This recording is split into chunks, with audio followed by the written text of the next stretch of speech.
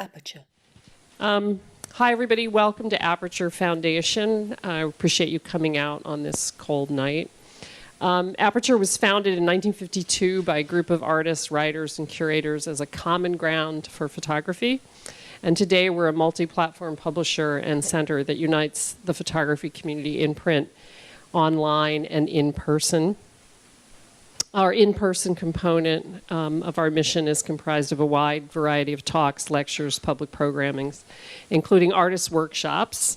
And coming up this spring, we have Todd Heido, Rebecca and Alex Webb, Justine Curlin, and Raymond Meeks. So if you're interested in participating in any of our workshops, you can find out information about them online. As well as all of our other events. And also, just live today, we're having a big spring party on April 17th. Go online and find out about it. You can buy a Penelope Imbrico unique print for $350 and come to the party all in one go. Tonight's program is the second artist lecture that we organize annually in partnership with the Department of Photography and Visual Imaging at Parsons, the New School for Design. We organize 6 of these lectures a year, so this is the second in the spring semester. And our third lecture will be on April 7th when we'll hear from Lucas Blaylock. So I hope you'll be able to join us for that.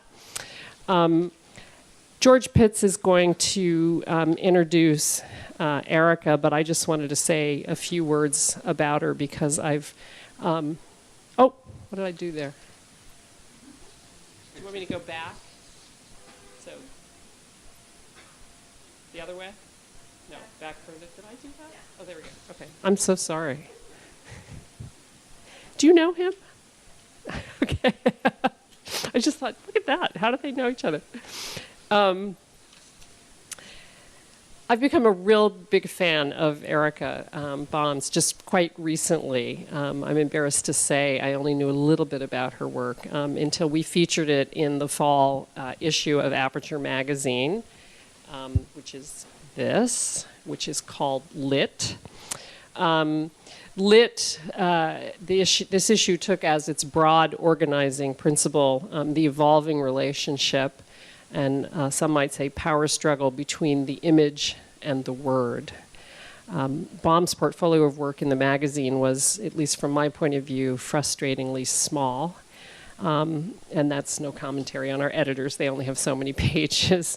But so for that reason, we invited her back to expand on her various projects, all of which engage with the physicality of the printed word, book, or page. Through which Baum, and I quote her here, looks for something that already exists, but which has the potential to yield something else.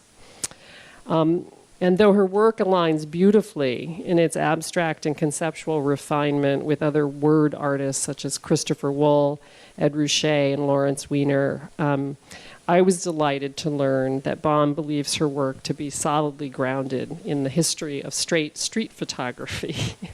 That of Ache, Brassai, and Evans, in which the words, found words punctuate the images and suggest found meanings. With that, I'm going to invite George Pitts, my colleague from Parsons, to come up and say a few more introductory words about her career and background. George. There's no book signing or anything, is there? Nope. Nope. And although she'll sign the magazine, I'm sure if you buy it. Thank you for coming, particularly given the weather. I'm George Pitts, and I'm an assistant professor at Parsons, the New School for Design. Let's see. We're proud to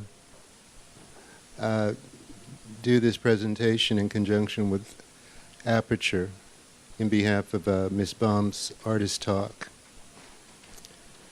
Drawing inspiration from contemporary artists who utilize texts such as Ed Ruscha and Lawrence Weiner, along with documentary-style photographers such as Walker Evans and Eugene Ache, Baum creates what have been called subliminal narratives using found words and images from paperback books card catalogues, and paper rolls from player pianos, among other literary artifacts. With experience in the fields of anthropology, linguistics, and poetry, Baum views text and language as physical objects, malleable mediums that can shape new associations and stir moods with the reauthoring of commonly consumed words and images. Nat Trotman, an associate curator at the Guggenheim Museum, wrote of Baum's work in Aperture's Lit issue. Through these open-ended investigations, Baum honors the tradition of print, that textured, tangible objectification of language that inexorably fades with each passing year. What a sad prophecy, huh? Erica Baum, born in New York in 1961, received her MFA from Yale University and lives and works in New York. Her recent solo exhibitions include shows at Bureau, New York, Gallery Mark Mueller, Zurich, and Kunstverein Lagenhagen in Germany. Her work has been included in group exhibitions such as the forthcoming Photopoetics at Kunsthalle Berlin and the Guggenheim Museum, New York. In 2015, Agora, the fourth Athens Biennale. Oh, let me just get that straight.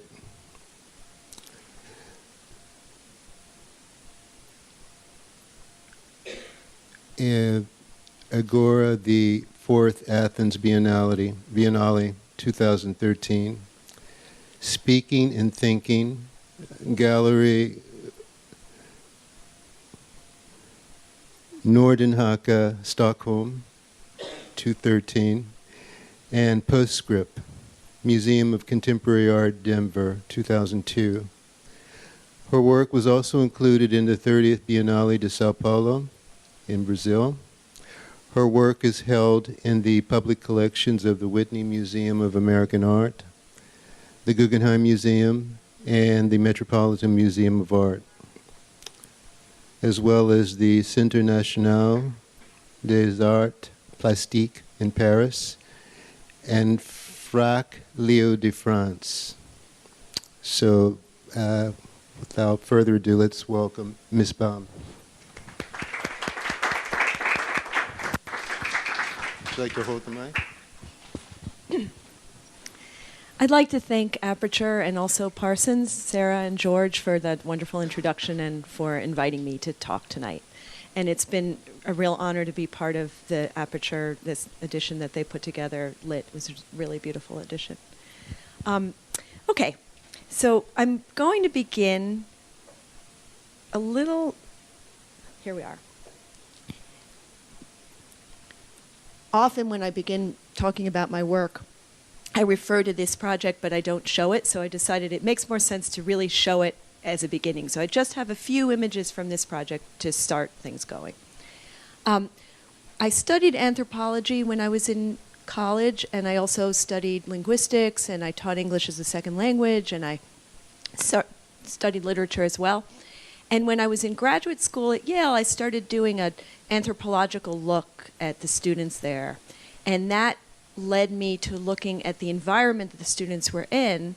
And also, I think all the graduate students eventually want to try out the large format camera. So all those things were brought together in this first project that I did at Yale. Actually, I shouldn't say first project, but first project that began to make me feel like it was really my own work. I started photographing blackboards, and I was photographing the classrooms in between sessions and just what I found that was left on the board. What was really exciting to me about it was that it's ephemeral, which is something a photograph can capture a moment. So I felt as though I was doing something very photographic. But I was also tapping into my interests in language and literature and other things about found imagery. The layers that came up because of the partially erased things. It allowed you to see a depth in the image. These are just from slides, so they don't really do justice to the image, because the actual images, they're large format, gelatin silver, and they're really very much about the details of the dust and the grain, and so you sort of get a different experience. And all those things in this project really excited me, because I felt like I was finally pick something that could tap into a number of different interests for me. So I have one more to show. I started thinking, what is this? What excites me in this? And it was the found language. It was this moment. It was the fact that it was referring to a place, but as Sarah mentioned, that I said, it gives you a suggestion of its source, but it also takes you elsewhere. So from this project, which I did for a while and continued for a number of years after graduation, I began a new project, card catalogues. What happened was, one day at Yale, I was photographing, and all the classrooms that I was always relying on for being empty at a certain hour were filled with high school students taking exams. I couldn't photograph where I wanted to photograph, but I had my equipment, I was ready to work. So what I did was I took my tripod and my camera and my lights, and I went to the library.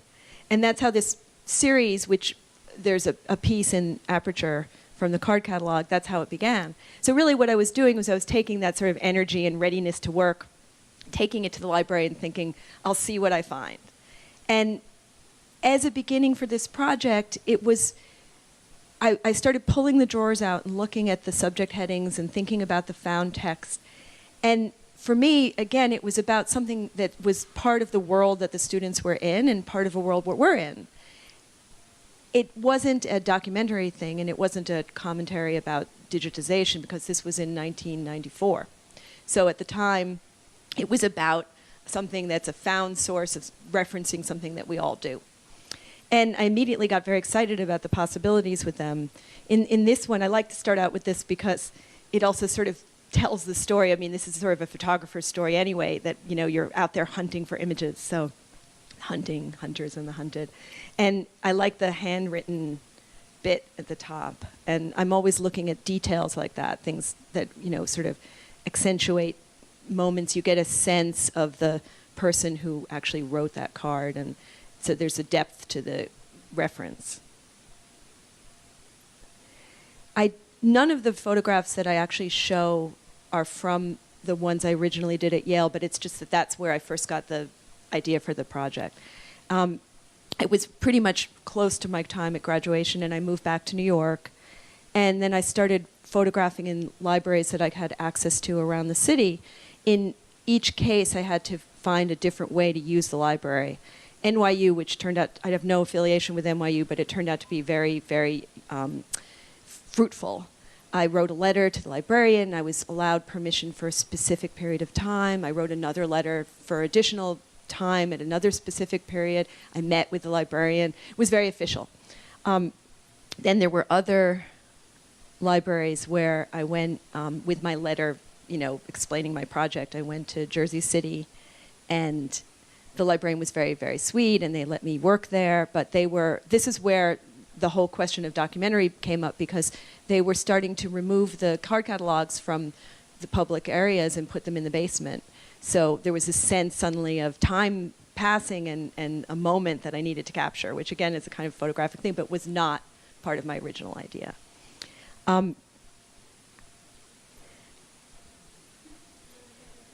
It was just really, really satisfying, because I felt as though I could, just by finding these things, I was able to speak. And as I've worked in further projects, I've had more of an understanding that there's a voice that's my voice, even though it's my voice coming out of found material. And that's a sort of interesting intersection for me.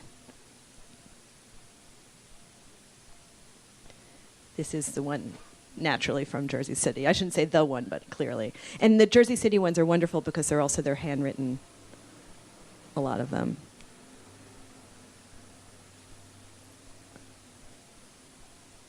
And I worked at Columbia, and that was also interesting because I had gone to Barnard and I had an alum card, so I would go into the library there, and I never spoke to anybody. I would come with my tripod and my lights, and you know, it's conspicuous. But nobody said anything to me because I think they were renovating at the time, and I think that they were assuming I was part of it. I kind of looked like the furniture. That sort of old view camera looks like an old card catalog in a way. So I think I just blended in, even though I was so conspicuous. So that was kind of fun too, because I just went over and over again and photographed.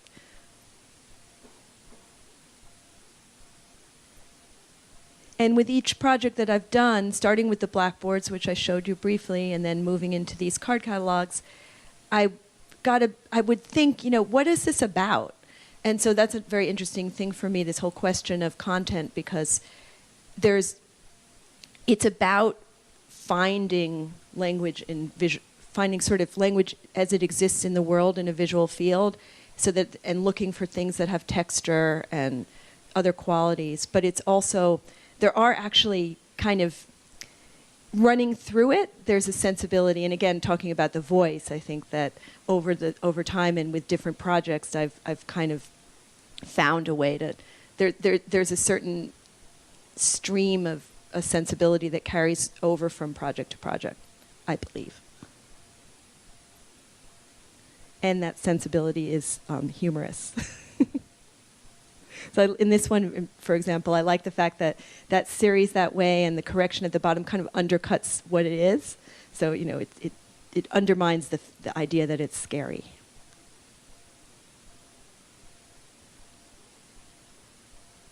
And this one, I think people can take it however they want.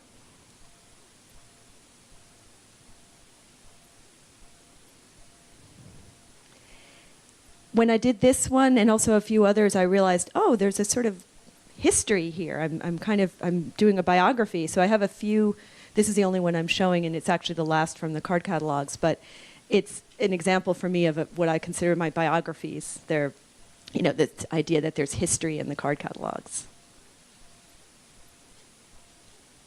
Then, while I was doing this project, someone suggested to me that the Frick Art Reference Library had a really beautiful card catalog. And so I, again, of course, with the Frick, I needed very special permission, and I wrote a letter, and I had permission, and, it's very official.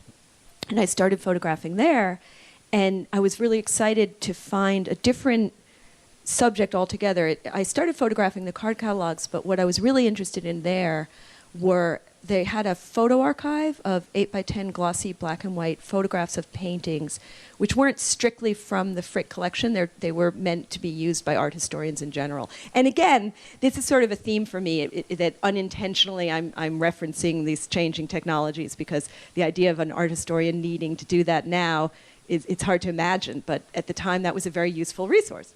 So what I got excited about doing was looking at the card catalog that was tied to that photo archive of glossy pictures of paintings.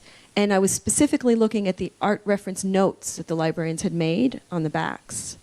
So for example, every single one of these, you see it's in the plural, because the librarians were trying to decide how to organize the material so that, say, someone's interested in fruit, in still lives, they would have numerous entry points. Again, the whole idea of that is so different now. So we sort of don't see that now in a Google search.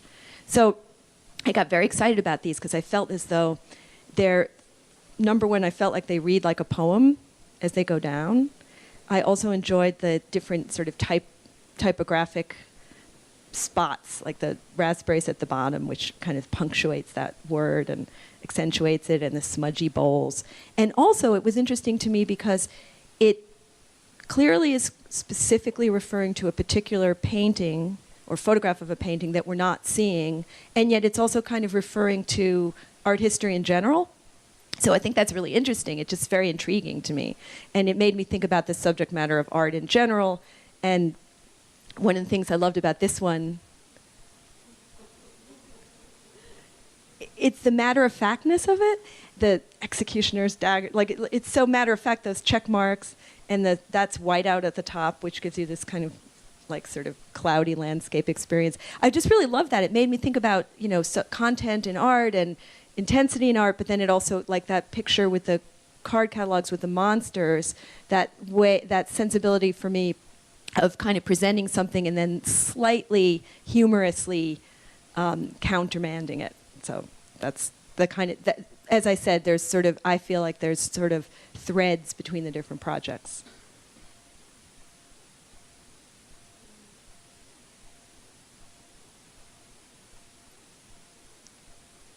And I like imagining what the paintings are, but not knowing. And in most cases, I don't know. I didn't, with all the, also with these projects, I really don't, I don't like to know. Like with the card catalogs, I'm not saying what the book was. And with these, I'm not saying what the painting is, because it's more meant to suggest paintings and make you think about the kind of paintings that would have that sort of content. And then the last three I'm showing are actually very specific content. Because there's a lot of that in art.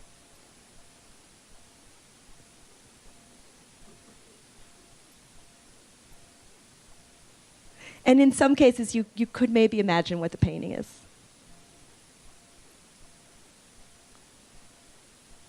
So now, moving along, because I'm not giving you an entire thing, I'm just giving you selections from some projects, I'm going to jump to something more recent. This is a project that I started in 2009. It's called Dog Ear. And because you can see now from the work that I showed you, I love to find text and find text in context and think about how representing it would be an interesting, different experience of the text.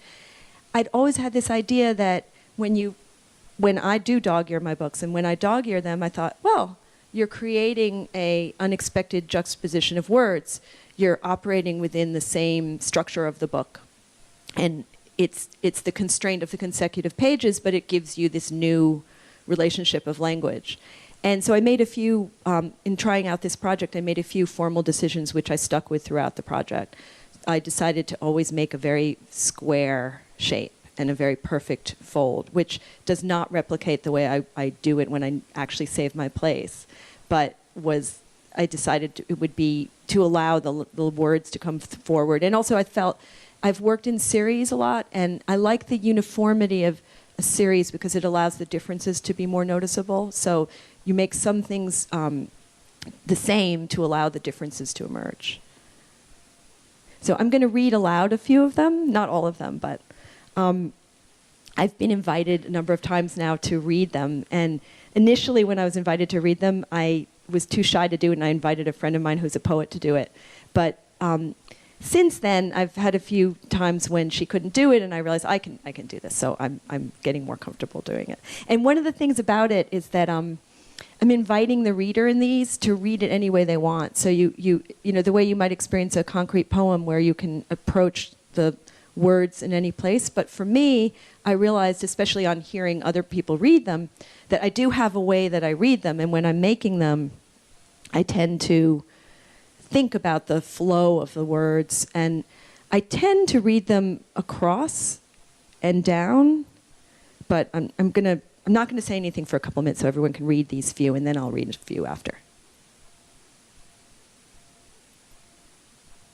So I'll try reading this. Series of ellipses, flight, her ruffled, hung on around, glance over her, of mingled, off his center, buzzard, he blinked, together, toucan. So sometimes I make up words.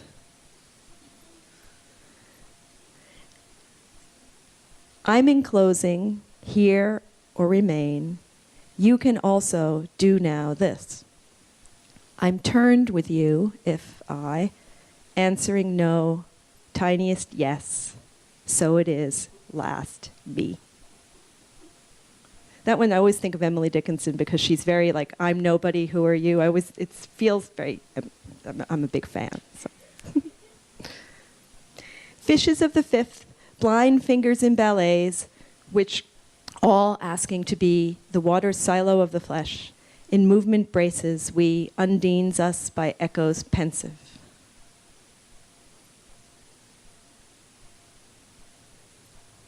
There will be now in my mouth, not to finish, ended.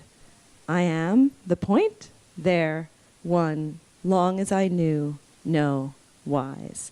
This one's interesting for me because I recently collaborated with a poet we were invited by a series called the Cahiers series, where it has to do with translation. The editors both teach at the American University in Paris, and they do a lot of work in translation. And they've invited people like Lydia Davis to contribute their own work in conjunction with an artist. And there was a poet, Idra Novi, who has translated Clarice Lispector from Brazil. And she did a series of poems, some of which were completely about the experience of translating Clarice. And so I had already been reading Clarice as well because I had gone to Brazil for the biennial, and so it was exciting for me to know about the literature there. So I was familiar with Clarice, and then the book that Idra translated I hadn't read, so I read that one, and it's called The Passion According to G.H., and if anyone knows it, the subject matter here about something in my mouth is very, very pointed about that book. So, but the interesting thing for me, again, about this process is that I'm just looking, I'm not predetermining, and it's not, I don't know if I'll find something that resonates with what I have in my head. I don't necessarily usually have something in my head as far as like a specific thing I'm looking for, but it was really exciting to find something that actually was in a way in dialogue with that book. So that was exciting. Word intention at the thought, to smash up gloom-filled plague clamor deep part till.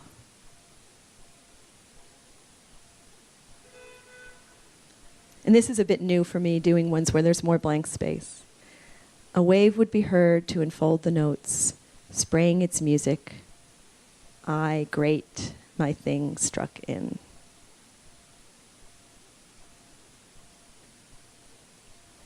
So I also started doing this work from a series I call The Naked Eye. I started this project actually before I did the dog ear work, but I've been working on both of them on and off ever since, so I don't consider one really before the other. I started doing The Naked Eye and then was invited to develop the dog ear project into a book, so I had to put the Naked Eye work aside, then return to it. So it's been one of those things that I've gone back and forth with, and I still feel like there's more to find. I had this kind of exciting moment where I opened a book and I realized that it really comes from a series I was doing, another project about UFOs, and a lot of the mass market paperbacks from the 60s about UFOs have this kind of fun, shrill quality to them, and I was really interested in them. I started thinking about the books themselves in addition to the specific content matter. And I opened them up, and they would often have little photo sections in the middle where you would see these blurry UFO pictures and things like that. And I started photographing the books. And what excites me about this, again, is that it's very much it operates visually as if it's a collage, but it's very much a straight, deadpan photograph. So, and that's what's exciting. I love collage, I really do. But what excites me in this work is the fact that it's not collage, and that it's something similar to the dog ear in the sense that it's operating within the structure of the book. The consecutive pages dictate what we'll see, but the angles and what's open determine what we end up seeing, or what I end up showing you. And then the little bits of text are also just very enticing, and they give you words, but they only give you little glimpses of words. This is actually like one of the more visual projects and less languagey. And I like this one to begin because it's like they're entering into the book. So these books come from mostly, it's not entirely the case, but a lot of them are mass market paperback books from the 60s and 70s primarily, although some from the 50s, some from the 80s. And they would paint the edges, so that's what that color is. And it's similar to all the other projects I've been doing. The whole question of e-readers and digitization is part of the world of books now as well, although I think that it's actually encouraged an appreciation of the book. I think that the two go side by side. There's digital publishing allows publication in artist books, and it also makes people appreciate the actual texture of a real book. So, but when I started this project, I pictured going to thrift shops and seeing rows and rows of old books, and it's not quite the case. It's hard to find these books now, although I'm lucky that I don't live that far from the Strand, which is an ongoing great source. This picture is kind of unique for me because the book was warped. So that's what that wave is. And I really love that, but I don't think it's something I can do again because there it is. So, and again, I don't usually, I don't really want to talk about what the books are from. I mean, sometimes I do know, but that's really not so important to me. This one is also a bit unique because you see the top of the book, which is something I haven't explored as much. But again, that's why I look at these and I always think, oh, there's more I can keep doing. This one, I'll say what it's called. It's called Art.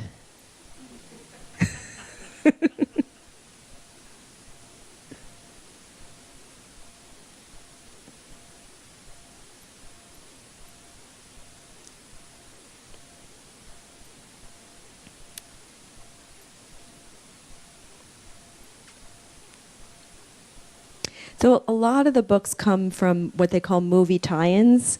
And it's funny because I'm not the kind of person, I'm not really a fan in that way. But so I don't really read those books, which it's funny because with the dog ear books, I started that project looking at my own books. And I do read a lot of fiction, and it is kind of an homage to reading and loving reading. So it's funny because this could be, for a different sort of person, this could be an homage to being a fan, but that's not really the case for me.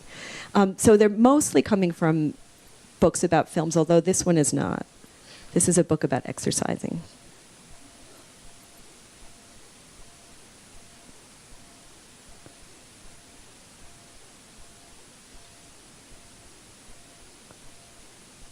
And I'm really excited to say that this piece is on exhibition at the Met right now. They have a rotating selection from their permanent collection, and it's there. They're, I print them on a smaller than 20 by 24 paper, so they're not that large. The dog ears are smaller. The dog ears are like 9 by 9. No, that's a good question. Yeah. So from what I've shown you, the blackboards and the card catalogues and the Frick were all the large format view camera, and then with the dog ears, I started scanning. And with these, I'm using a digital SLR. So they're all different kinds of things. And you know, in a way, I sort of feel like the content dictates the medium for me, or the approach. So in this case, I actually started out this project, the Naked Eye project, with a view camera. But it was too slow a process. And I found that working this way allows me to take a lot of different angles really fast. And then it's not a quick process in the end anyway. It's kind of similar to working in a darkroom in the sense that I take a lot of images, and then there's a lot of time between taking the pictures and then choosing the one that I'll determine is the right one, or not at all. But I like to have as much of a variety, and so it actually works very well for me not to be using a view camera for this project.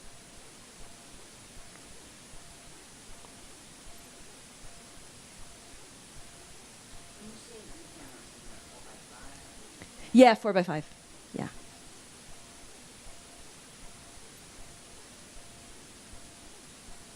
And I don't smoke, but there's like a sort of a lot of cigarettes in these things because it's very cinematic.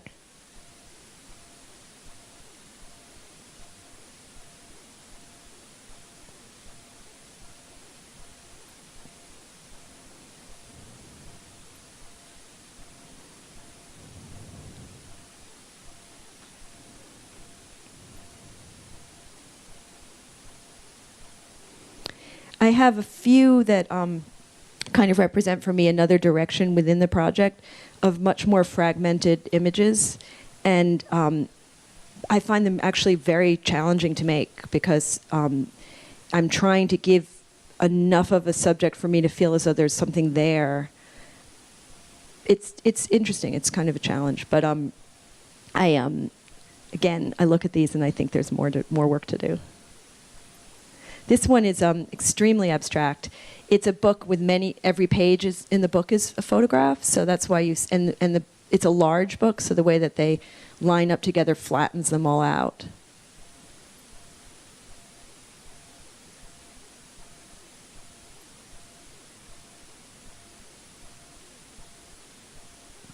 And this is the last one. That color comes from the front of the book. So The covers would often be black and white photographs that were saturated, and that's what that red color is.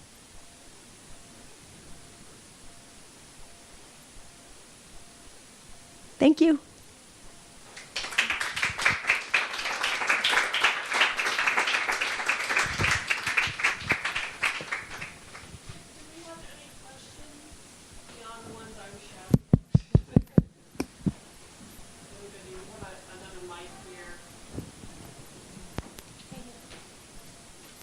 Hi, yeah.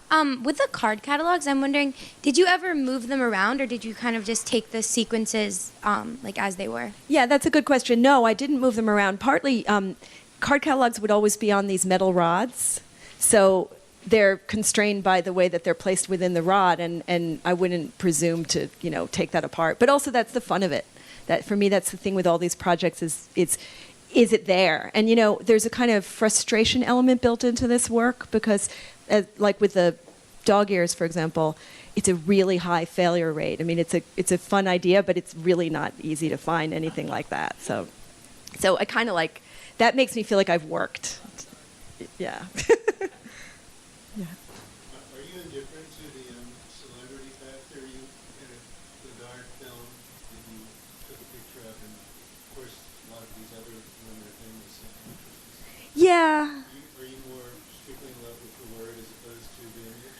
Well, that's a good question. I think it's I'm not sure because I feel as though there's definitely, I can't escape the power of those images on their own anyway, but I'm not a fan, so I'm not really looking at them so specifically, but they prove to be the sources that I could get the most from, and there's more material about them, so it gave me more to work with. But yeah, I think it's a good question. It's not meant to be celebrating those people particularly, but it does traffic in them a little bit. And apart from your reference to Emily Dickinson, Mm-hmm. a lot of the poems that you found when quoted the Dodger, they sounded like John Ashbery. Oh, well, that's good. Yeah, no, I mean, when I studied, when I was in college, I majored in anthropology, but then I studied a lot of, I did my thesis about Japanese literature, and so I studied some Japanese poetry and Chinese poetry, and I studied literatures from other cultures, and then I kind of studied American poetry. Aside from what I'd had in high school, I studied that on my own afterwards, and actually in 2000, I had a show, around 2000, I had a show of work that I didn't show here.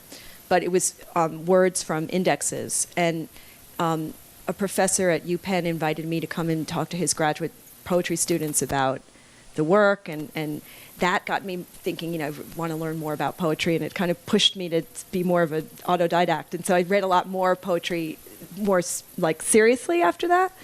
So I think there's like a lot of sort of, it's very much an autodidact thing, but there's like a lot of influences. But I mean, I'm happy if you think there's Ashbery in there. So, yeah.